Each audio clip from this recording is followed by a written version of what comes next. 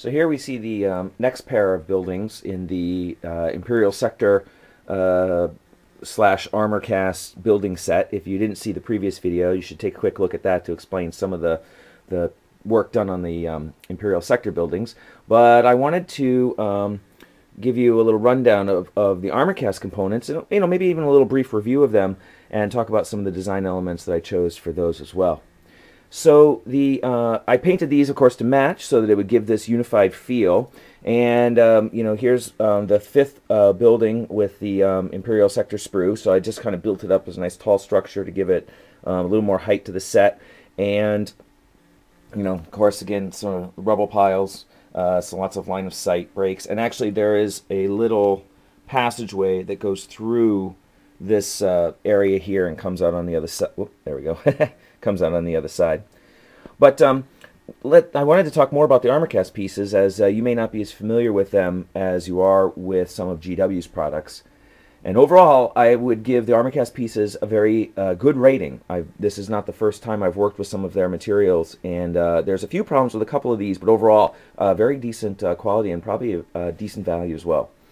So first, what did the customer send to me to assemble into a set? Basically gave me freedom. Here's a bunch of pieces, and you put them together as you want. So all of these pieces were pretty much purchased individually or in small sets.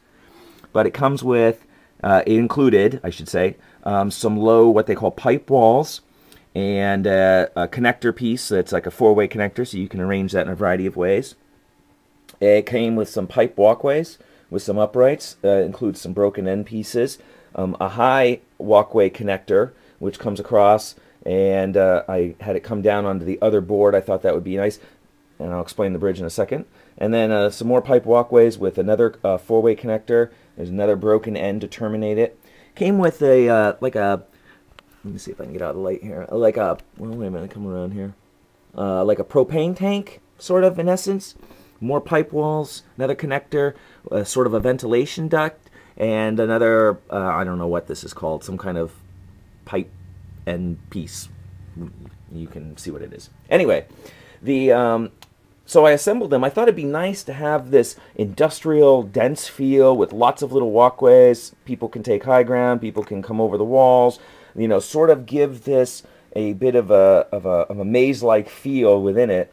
And then I thought it might be nice to have the two boards be connected by the overhead pass, and the overhead pass, let me peel back a little bit there, is removable, so you can store these boards separately. You could play them as individual in different parts of the board. I mean, they're pretty much finished on the inside anyway, so you don't really need the walkway to have it look decent on the table. But you can push the boards up to each other, and then you can connect them together like that, and it gives a nice continuous feel to the pair. When I originally showed my construction idea for this in a previous video, I forget when that was. That was actually several months back, as this project got put aside for a while, both by the customer's choice, and I was happy to put it away as I was totally swamped. But a viewer had said, well, why not raise this up? Because he didn't think that this was going to be high enough to allow really large vehicles to pass underneath. I don't know if he was thinking of like a Bane blade or something like that. But I realized I can't raise this up very easily, because if I raise this up, then I have to raise up all these pieces, and I also wanted to have the pipe walls come in and sort of connect to these. I just butted them up against it, so it's not a, it's not a fancy connection, but it's very, well, there's a little bit of a shadow there, but anyway, it made a fairly tight seam, and it looks very plausible.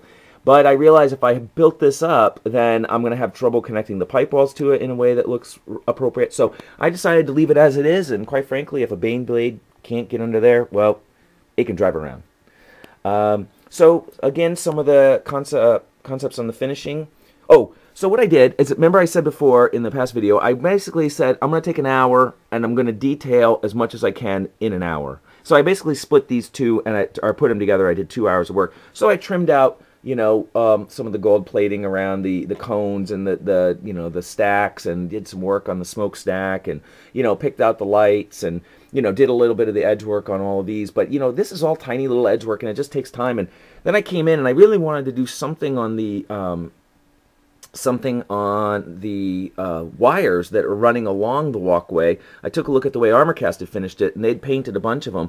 But man, it's just hard to get a lot of paint on these spots in that amount of time. So I just picked out the ones that I thought I could, and it gives you, when you pan back, it gives you a very decent feel for overall how they appear.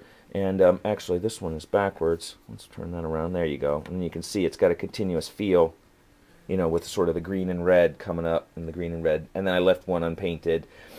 I will say, here's one of the complaints I had with the ArmorCast set, is that these are cast a little poorly, and there's weird flash in between them. Let me see if I can get, there we go.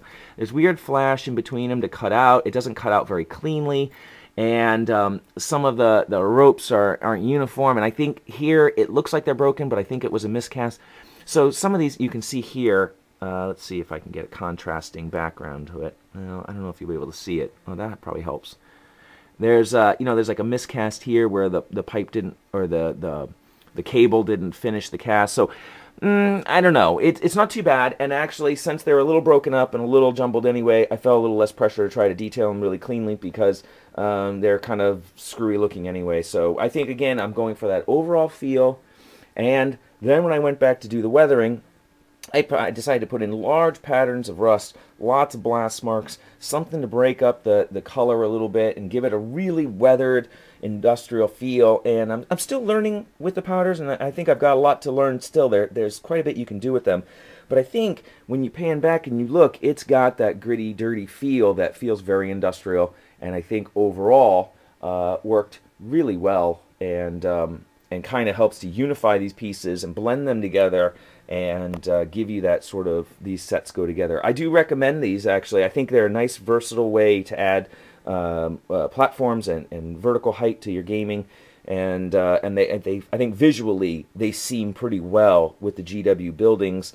Of course, these are lacking in some skulls, which seems to be the GW motif of the day, of the year, of the decade, but they still work really well together, and I think I would recommend them.